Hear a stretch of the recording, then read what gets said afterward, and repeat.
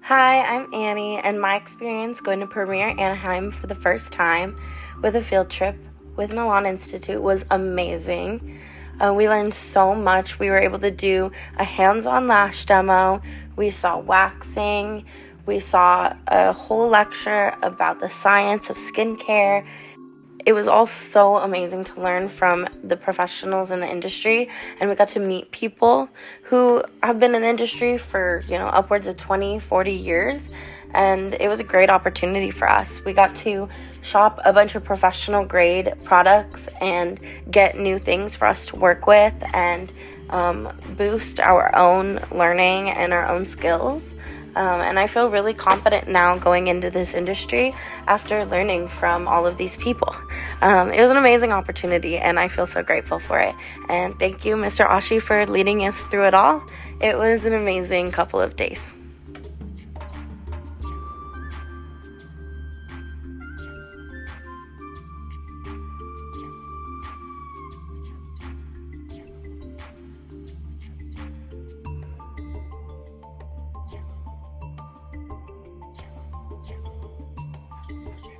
And put your body into it. Put your palm into it. Up, nose, and frontalis. Now I'm gonna go starting from her shoulder. I'm gonna start big wide strokes. Do you see how my hand cups her shoulder?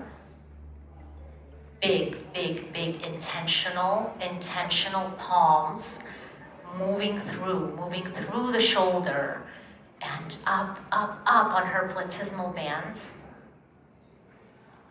Now guys, you have to tell them to not wear makeup.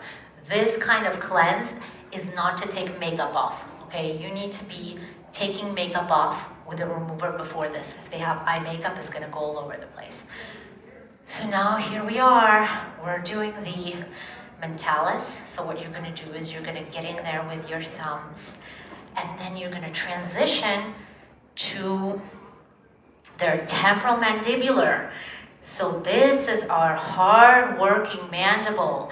We are clenching. Bring it back to the mentalis. Take it over to the other mandible and the temporal mandibular joint. If your cleanser gets dry, you're gonna take one of the hands, soak it, and then keep going again. I'm gonna scissor, big scissoring movements, big. I'm gonna get up to the lip and scissor. And now, I'm gonna take my entire knuckle and cleanse her cheeks in a very active way. Do you see how my knuckles are going? I'm not doing this. Everything is moving, right? So we're doing the cheeks. We're gonna go around the eyes. And now we're gonna do this very fun movement on the nose. So you're gonna clean the bridge with your thumbs, then come down with your thumbs on the wings of the nose, and it's like a butterfly. I don't know if you can see me, but I go down and then I come up. Go down and I come up. And now for my favorite movement, this is the crisscross applesauce. So that's not the name for it, that's what I call it. So we're gonna brush our full palms on the cheek and then circle. So this is a really cool feeling because the client doesn't know where the hands are coming from and how many people are doing it. So you want to really lay your hand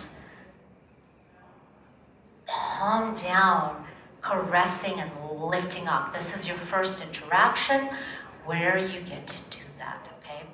I'm very excited to see some facial stuff and products, and also see some hair stuff and makeup. We're going to do a bridal makeup class.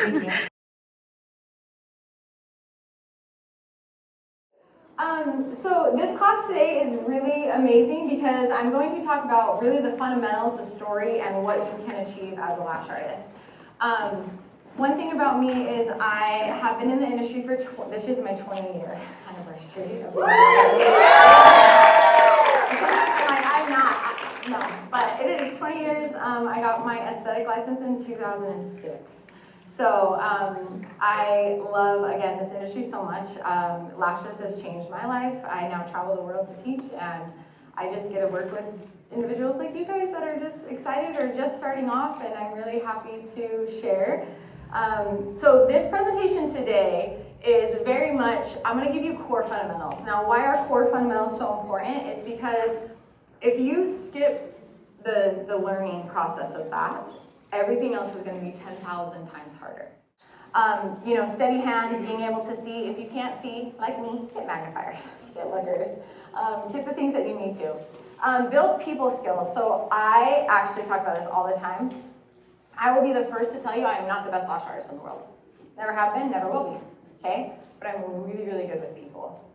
Really good. And that is how I've built my success, is because every client that's ever come to me, I will treat them like they are royalty. Every single time. Because for me, I think about the times that I've walked into a salon and no one said to greet me, and I'm standing there awkwardly looking around. And the hair people look at me, but they don't say anything, and I'm like, what do I do right now? This is a perfect tool. If you don't have one, I would highly recommend it. I literally buy the ones off Amazon that are magnets, and I stick it to my trolley. So then every time I have my trolley, I just look and see where my humidity is, so then I know what adhesive I need. If you are here, for example, and on a day you have higher humidity, I always recommend having two adhesives, a faster drying and a slower drying, okay? Because then on your days that you have higher humidity, you can use a slower drying. On the day, or I'm sorry, higher humidity, you can use, a slower drying adhesive. On the days that you have lower humidity, you can grab that faster adhesive, and you don't have to change anything. You can kind of just go, okay? Acrylate is a product that goes from a liquid to a solid plastic. Once adhesive is fully cured, there are no fumes, okay? It's fully dried. Does that make sense? Think about nails, like acrylic nails. They can work with it, it's pliable for a second, but once it is cured, okay? That's like adhesive. Now it also has, black adhesive has carbon in it, so if you ever have anyone with like allergies to metals and stuff, I would say sometimes a clear adhesive is better for people like that. It's a very rare type of allergy, but. So cyanoacrylate, understanding that it will go from a liquid to a solid. Once it's fully cured, it is basically like a plastic. Now we're going to talk about environment. This is probably the most important one for us. We need to know what the dry time is, but we need to know what environment we're working in, okay? How many, are you guys all local to California? Anyone from not? Where are you from? What part? Okay, I'm in Cedar Hills, Highland Alpine. Oh, we're neighbors. This is awesome. Okay. You may come to my academy and just hang out. That'd be great. Awesome. Okay. Sorry. I love when people bring me job. Okay, so dry time. And then we're going to talk about workflow. All of these line up. So this is our cheat sheet. I want you guys to take a picture of this. If I am a new artist, I probably need an adhesive that dries in 1 to 2 seconds because I need a little bit more time. It takes me a little longer to place the extension on there and kind of get it to where I need it to be, right? An advanced artist can isolate, dip, place, move on really quickly, okay? So more advanced artists can use faster drying adhesives, and newer artists need to use a little bit slower adhesives, okay? However, now we need to think about our environment, okay? If I'm a newer artist in a super low humidity area, I can still use a faster drying adhesive because it's going to take longer to dry. Does that make sense? We want to get the hair to be a nice, normal, healthy hair. So if it's super oily, we need to remove proteins and we need to balance out the pH. If it's super dry, we need to actually put moisture back into the hair, okay? If it's too dry, I use analogies a lot if you've ever been in my class. If it's too dry, I want you to think about like a piece of wood that has a bunch of ridges. If I try to paint it, the paint's going to chip off, right? If I put adhesive into a super dry hair, it's going to extend and almost absorb into the hair too much and it becomes super brittle. That's when everything's going to pop off, okay? We need it to be nice and moisturized. Does that make sense? Okay, cool. So when we're working with our clients, we do make 3 primers for this exact reason. Does this have a pointer? Oh man, I love these things. Okay, so we have, I literally love pointers. We have a toner for oily lashes, this one right here, right? Has a higher alcohol level, so it's gonna pull out more oils and proteins. We have a regular primer for regular lashes, and then we have a renewal. This is more, I want you to think of like a toner. This is going to renew and put moisture back into the hair follicle, okay? Now, do you have to have all three of these on hand all the time? No. A normal primer is great. If the hair is super oily, you can prime up to 2 times. But isolation is one of the most important things, because if we're not isolating properly, number one, we're going to get our little baby hair stuck, and then when that natural lash grows out, it's going to yank that baby hair. That's when you get a client with like a spot that they're like, it really hurts right here and it's red and it's a little swollen. That tells you that that hair is connected, okay? And there's something in there that's getting pulled and it's uncomfortable. The second thing is when we get stickies, I place the lash perfectly and I have this little hair over here, that client's going to go crazy. Have you ever been brushing and you're like, why is that guy all the way over here? It's because it literally has a sticky. You just pop it right off, okay? The other thing too is we always want to make sure that each individual fan or lash or whatever we're placing is customized to that natural lash, because every lash is different. I have super strong and then I have weak baby hairs, okay? So we really want to make sure that we are isolating properly. Now, when we're isolating, there's a million different techniques, okay? And I will never tell you that you have to do one specific technique. I'm a big believer in literally teaching you everything I know, and I really think every artist should pull what works for them.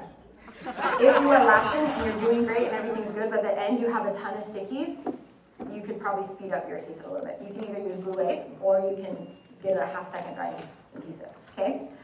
Dipping too deep or too shallow. How many of you have dipped and then go to place and then things stuck on your tweezer? It's the worst, the worst. We want to make sure that when we are using extensions, like we have here that you guys have on your tiles, you'll see some of those, with long stems or any classic or wet lash, we are dipping the bottom third of the extension, okay? So if I have a lash going out to the side, if I come in on the side, I'm going to get a longer bonding area than if I were to place on top. If I have twisted curly lashes, I'm going to do that hook kind of to get a better attachment, right? No matter what way it's going, I'm adjusting every time I'm placing the natural lash. Okay? Probably one of the biggest questions. Have you guys ever thought this? Do I really need to prime? When do I prime? When do I not prime? Okay. Priming is actually more than just removing oils, okay? And I'll get that a little bit more into that in just a second. But priming is also changing the pH of the hair to get it where we need it to be.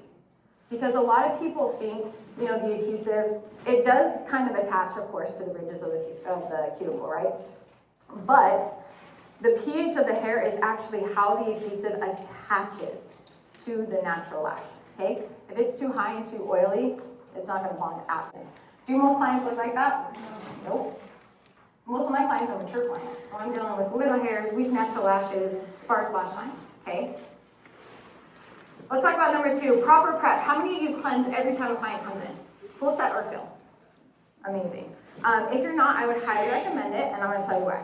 When we are cleaning the lash line with Eyelash Extension Safe Cleanser, which is always recommended no matter what products you use, we're doing more than just cleansing the lashes, okay? Number 1, we're removing all of the buildup in the lash line. Even if they come in with clean lashes, I don't know what type of face moisturizer they use. I don't know what type of products they had on their face before, and their lashes are touching their skin. We blink thousands of times a day. How many of you have ever worked on a client, okay, this could be anything, and they were unhappy? There's 7. Okay? It's the worst feeling in the world, right?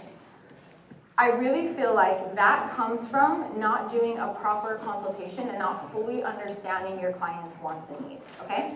If I go to get my hair done and I say, I want to add some blonde, okay? What do you think my blonde means? It means this, what I have right here, okay? But to the hairstylist, what does blonde mean to the hairstylist? Platinum, maybe 12 with violet toner, right? You never know.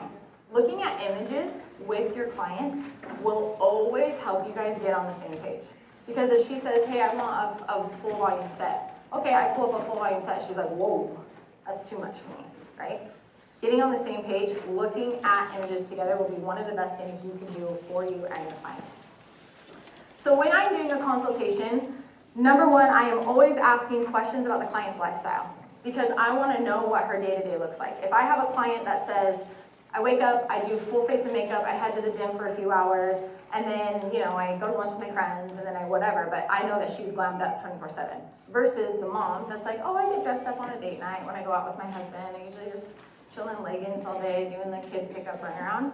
Their two styles are very, very different, right? I want to learn my client, not just for what style I'm going to create, but also for the maintenance, right? If I have someone who, let's just say, hot yoga all the time, swimming all the time, goes to the lake all the time, that's very, very different than someone who really doesn't do much, right?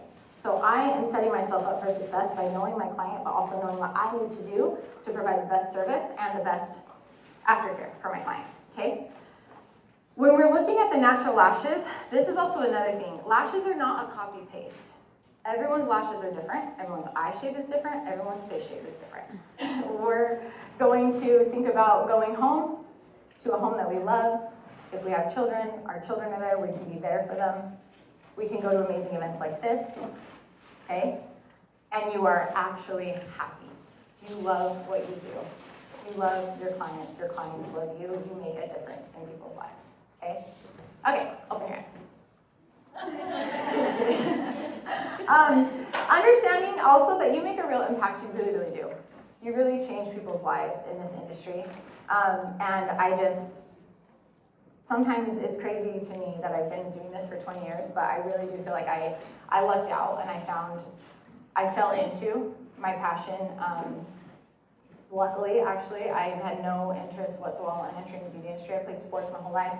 I did gymnastics for 13 years. I wanted to just go to college, live, whatever. And then, funny story, never shared this on stage before. I was smashed between two cars as a pedestrian. Broke my legs, I didn't walk for a year. Okay, as an 18-year-old girl, right?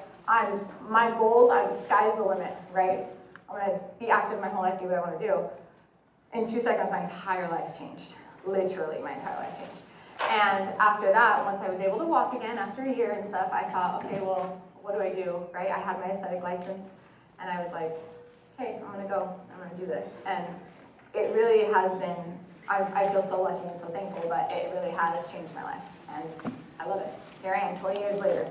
Woo! When I'm on my page and my social, I really like to share honesty of what the industry really looks like. Not like crazy bad things or not like, things that are outrageous, but genuine what I have learned with my experience through all of the years that I've been in the industry. And anytime I like to teach, I like you guys to get in a really good mindset of kind of what you really want to achieve, right? How many of you really want a long-term career in the lash industry? Perfect. It is absolutely achievable. It is absolutely achievable. And when you doubt yourself, message me because I will send you a voice message and hype you up all day because I know it really is so possible. So I want everyone in here to really think. I'm going to ask you guys a couple questions, okay? First question I want you to think about is what is your ultimate goal as a lash artist? And even a beauty professional if we're not lash artists yet. Okay, what's your ultimate goal?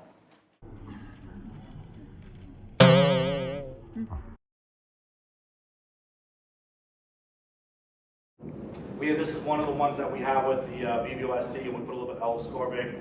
We calculated properly that it is 5%. So some people can't use 20%. It's too strong for them. They get irritation. I tell them to work their way up so the skin gets acclimated. They use this, and then they'll go to a higher vitamin C. Vitamin C before, just to clarify, some people ask what's a little bit different. I forgot to mention is that SkinCeuticals, I'm sure most people know what that is. That's a water-based vitamin C. They sell for like $175. If you see color changing, which they wrote on the paper, whatever label thing, saying that it's okay. It's not okay. That means the vitamin C is not efficient. The efficacy has gone down. So you want your vitamin C to be clear and not like a tinge by any means. If it is, that means it's not doing the 100% possible way they're supposed to do as a vitamin C. Refined milk solutions are retinol that we have. One of those technologies. We use a straight retinol. Again, come back to a percentage. There's no such thing as 100% retinol. It comes in a 50% solution with a skull, so you'll die and burn your skin off. But we put 50%. So what that means is we put 1% in, which comes to 0.5%. So 0.5% is more than enough. I see that the retail market, like Olay, and them are starting to kind of push it a little bit higher at the percentage. But long time retinol was like 0.1% or 0.2%. We have actually 4% retinol called Enhanced ACE treatment. A lot of people seem to like that. If you like your skin to come off, we call it Enhanced. You can add it to your chemical peel and get that shedding off that you want, or you can do it by itself as a vitamin A peel. It's very strong. I had someone use it 3 days in a row thinking it was regular retinol, and they didn't stop shedding for 2 weeks. So I'm just telling you, make sure you know which retinol. You got to know the kind of retinol and that you're using specifically. And there's many forms. There's retinol palmitates, there's retinol propionates. You've probably all heard of it, but this again is like vitamin C. It's the strongest strength that you can use. Peptides, everyone's familiar with peptides or anti-glycating agents. They separate the sugars and proteins. Simply all they do is tighten and firm. I'm actually big on more on the peptides than the exosomes, just because the data is there. The exosomes is kind of still, we have it, and it's good, the data I've got, but it's still not as it doesn't have as much medical research or backing as peptides do. So obviously the newest peptides are always going. You guys might be familiar with Arginine, Matrixyl 3000. We have those kind of things. We call this Botox in a jar, specifically. And with this, they see it a lot of times, the orange color, it's not orange. We don't put dye in it. When nothing has dye, it comes from a natural ingredient called astaxanthin. So it's like in your salmon, you see the orange color from that. We don't get it from salmon, we get it from algae. None of our products are animal-based by any means specifically, except for, I guess, Royal Silhouette, it uses row enzyme, so it's eggs. So maybe that's not something for you guys, but everything else is very either vegan or natural, synthetic to that degree. We don't do testing on animals. We don't do anything like that. I'm very clear. So some people want to know about that specifically. Coming around exosomes here specifically. So exosomes are really small molecules, even smaller than stem cells. So what they do, generally they're between 30 to 150 nanometers. You want to get around 250 parts per million. They'll tell you billions out there, but we're finding that 250 parts per million works. Some people tell you, I have 40 billion exosomes. All that means is the exosome sending the message to the other cells? It's like it's text messaging other cells and saying, hey, do this, do that, specifically. In our case, we just use them. I'm finding mostly it's just anti-aging. And topically, I'm seeing that's what it's doing, reducing fine lines and wrinkles the most. I mean, like I said, there's like 10 other ingredients you can do the same thing in there. The question is, for you guys, is that, what you want to sell to the client because it's the hottest item out there specifically. See, as I mentioned earlier, it's a free radical scavenger. It's a very good antioxidant. You want to use the best form of vitamin C, and vitamin C is generally used as a collagen booster. So the best form that we recommend is L-ascorbic vitamin C. There is another form come now that's called ethyl ascorbic acid. It's been around probably another 10 years. It's about the closest thing to L-ascorbic, it's 99%. But if you're not using L-ascorbic or ethyl ascorbic acid, you're not getting the true percentage of a vitamin C specifically. I'll give you an example. Somebody told me recently that they're using 10% vitamin C. If 10% they're using sodium ascorbyl phosphate at 55%, that's what the percentage of potency is, then it's not 10%. It would be approximately 5.5. You understand what I'm saying? I know it's basic math, we're all tired about that maybe, but 5.5, that's what you have to know which form they're using. So if they say 20% they're using L-ascorbic, you know it's 20% because it's 100% potency. So that's try to explain to a lot of people. There is textural ascorbate, that's BVOSC. That's usually in a lot of creams. So if you're using that, it's a nice form of vitamin C. It's fat soluble, it solubilizes a lot easier, it doesn't separate. But again, it's only 13% of the actual percentage of what's in there. What they'll do is on too many products, they'll say this, shake gently. No esthetician that I've ever dealt with so far wants to shake gently unless it's a certain packaging where they really can't see it. But even then, there could be a problem with the consumer that they come back and say, hey, this product it's falling apart, doesn't look right, and then you guys come back to me and I have to fix the whole thing. So theoretically could it work? I guess, but it's not something I recommend if you're looking on the sales part of some particular kind of product. Shake gently is not something I recommend at all. Azelaic acid, that's been around a long time, but people actually have modified and played with it to get higher percentages to see if they can get more concentration into a product. Polyglutamic acid, that's similar to hyaluronic. So when we come up with the products and we're doing R&D, these are the things that we're looking for categorically. Functionality, what's the product going to do? For example, vitamin C. Collagen, it's going to boost collagen, it's going to brighten the skin. Is it stable? What form of vitamin C are you doing? So you get to that 2-year shelf life. modifications on the skin, texture, feel, smell. What carriers are you using? Sometimes water is not the best carrier for the product for stability so that you can actually get the product to work properly. And of course, there might be active specialty ingredients like peptides or, again, like I said, vitamin C or even exosomes. And of course, that all comes with regulatory limitations. The FDA, it's very hard right now in sunscreen. So if anyone came to me today and wanted to say, I want sunscreen, why don't you have sunscreen? I'll tell you why. It's about $100,000 to start with to get going. That's just one SKU. That's not 10 SKUs. The company I tell people to go to, I mean, I give them more business, is Tizo or Tizo, however you want to say that specifically, to go there because that's what they do. You guys might be familiar with PDRN and exosomes. We'll talk about it in just a couple minutes. But that's probably, I would say, right now, most of the latest technology that's coming in.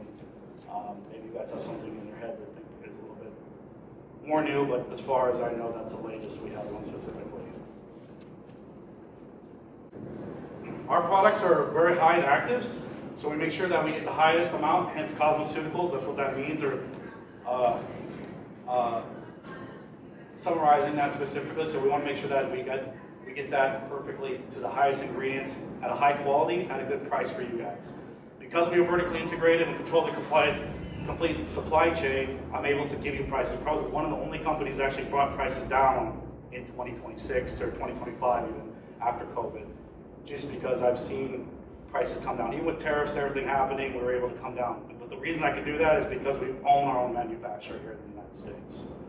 We do quality control, so we don't just like make it and throw it out there. There's a whole procedure. We are FDA regulated. We have CGMP compliances. We're at booth number 505 downstairs if you guys want to go. One other thing is, I didn't bring it, a little incentive after the class. If you would like to get some samples, a book, and a bag, come to the booth at 505. We have it, if you haven't already come by already. So. We're Hale Cosmeceuticals. We've been around for almost, it's going to be 36, 37 years right now that we've been around. Family owned still, we're on second generation. We're located in central Illinois, a couple hours south Chicago. We do all the manufacturing there. We're one of the few companies in the industry that still make in America before America was Make America Great America, whatever again. So we've been doing it for a long time. I've been doing it for 25 years myself, helping with this. All our products are based on science and research. They all have an understanding, logical reason why we make them and created them specifically. You come with an idea. I usually start with 300 to 500 pieces would be your minimum order. It's pretty low. Most companies are asking for 5,000 if you guys want to create your own formulations. White label, 25 pieces. If you want no label, you do 10 pieces and then you guys label it specifically. Some people like the idea of private labeling. I tell people start the Hale line first, get used to knowing what it is, how it works, and then go that way. But if you guys are advanced learners, jump right into it and want to do it, you can do it that way. And sell the product for as much as you want. You can't say it cures cancer. No surprise there. If you say that, you're going to be real in trouble with the FDA, especially if you're making big within it specifically. So you have to use words that are halfway words, like reduces and helps and stuff like that to not get looked at by the wonderful FDA. You want to communicate the composition of the product, what it does specifically. You'll see in ours we have directions and benefits. Standard language, and then the inky names, that's what inky stands for below there. 99% water. Yes, it can. You guys can be paying hundreds of dollars for 99% water out there and you don't even know it. Generally, none of our products are anything close to that, but that's usually in the water level solubility when you're making a serum specifically. Lipids, that's your creams and lotions, they're generally 40%. It can go as high as 40%.